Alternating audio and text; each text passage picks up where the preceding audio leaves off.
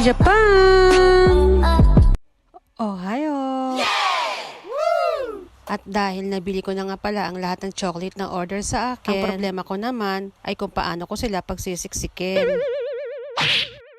At dahil nalibang nga pala ako sa pagbili ng chocolate, so ayan, dumami naman siya ng sobra-sobra. O ngayon, bigla ako ng problema kung paano ko sila pagkakasyahin. Pinaglalabas ko nga muna pala yung mga tsokolate sa ibabaw para hindi siya mapitpit ng gusto. At nagbawas muna nga pala ako ng ibang bagahe para mapagkasya ko yung mga tsokolate. Nag-sale nga pala yung mga tsokolate binili ko, kaya ayan, dinagdagan ko na rin siya para may iba akong paninda. Hindi ko nga pala pinipilit na isiksik ang mga tsokolate kapag ganitong punong-puno na. Kasi naman, baka mamaya madurog pagdating ng Pilipinas.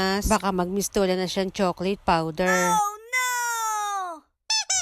At inilalagay ko nga pala siya sa mga plastic bawat may order. Sinusulatan ko na nga pala siya ng pangalan, kung ilang piraso at ang presyo. Para pagdating ng Pilipinas, hindi na mahihirapan yung mga inuutusan ko. At para sa mga single na order naman, nilalagyan ko na rin siya ng mga pangalan bawat items. May mga panahon kasi talaga na hindi ko siya naaasikaso pagdating ng Pilipinas. Inaasa ko na lang talaga siya sa mga inuutusan ko para naman marelax-relax naman na ako.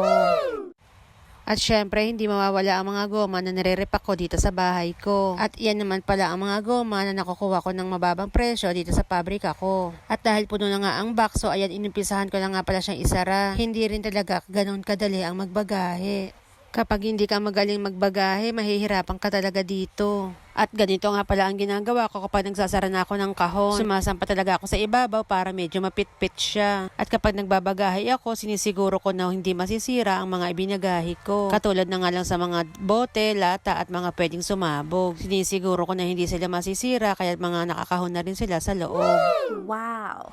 At nang maiayos ko nga pala ang pagsasara dito, so ayan, nilagay ko naman yung sobre na nakatala dyan yung mga list ng mga laman ng loob ng kahon ko. At dyan nga din pala nakalista yung mga price list ng mga napamili ko. At medyo inantay ko nga lang pala yung magpipick up, so ayan, dumating na sila. Wow!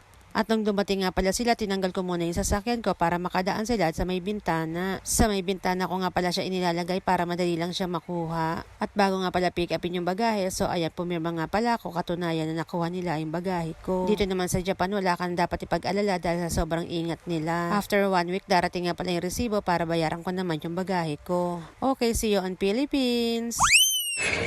Hi! Buhay Japan!